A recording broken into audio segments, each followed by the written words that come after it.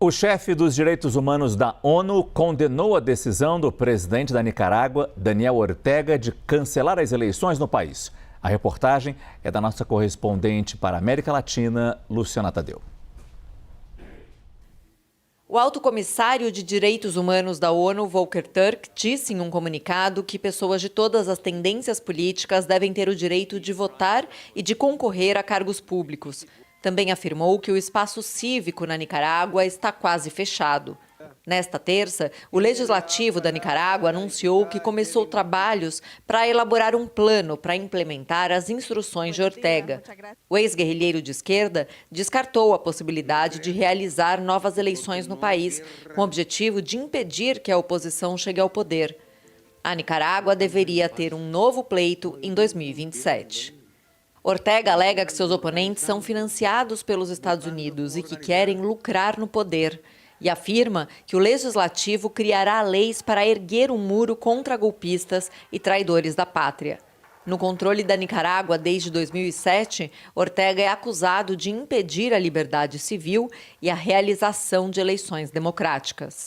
Lo que muestra esto es una consolidación de la impunidad, una consolidación de esta carta abierta que tienen para seguir cometiendo estos crímenes de lesa humanidad y que contextualmente el régimen no tiene ningún tipo de voluntad política para iniciar procesos de justicia, de verdad, de memoria. Al contrario, se quieren perpetuar en el poder, porque la intencionalidad detrás de esto justamente es garantizar esta transición, pero no una transición democrática, una transición familiar, una transición dinástica. No último pleito, em 2021, 7 pré-candidatos à presidência foram presos. No ano passado, o país deu início a uma reforma constitucional que aumentou o tempo do mandato presidencial de 5 para 6 anos. Ortega também determinou o fechamento de milhares de organizações não governamentais e perseguiu religiosos e jornalistas. O país acabou se isolando da comunidade internacional. O governo do presidente Lula, que mantinha uma relação amistosa com o regime de Manágua, acabou tendo seu embaixador no país expulso há 2 anos. Na ocasião, Ortega se irritou com a ausência do diplomata Breno de Souza da Costa na comemoração do aniversário da Revolução Sandinista, que derrocou a ditadura de Anastácio Somoza.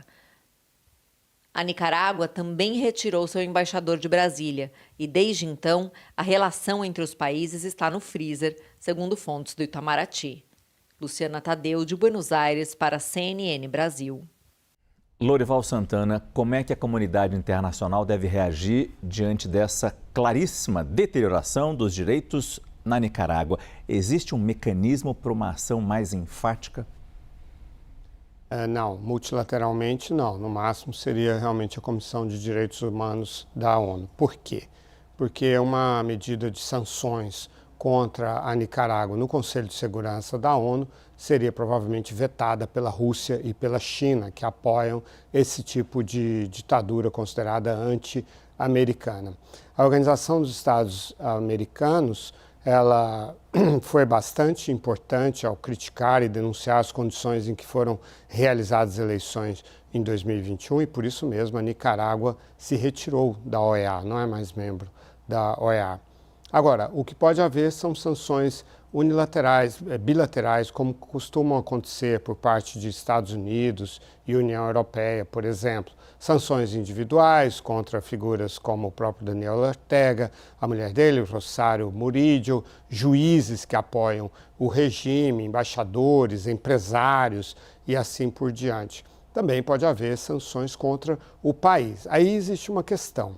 A Nicarágua é fornecedora de café para os Estados Unidos. Já sabemos por experiência aqui no Brasil que os Estados Unidos não têm muitas condições de banir a importação de café. Depende desse café, como aconteceu com o café brasileiro, mas pode ser que tomem essa decisão. Também a Nicarágua exporta vestuário e ouro, por exemplo. Esses são os 3 principais produtos que podem sofrer sanções comerciais dos Estados Unidos como forma de retaliação.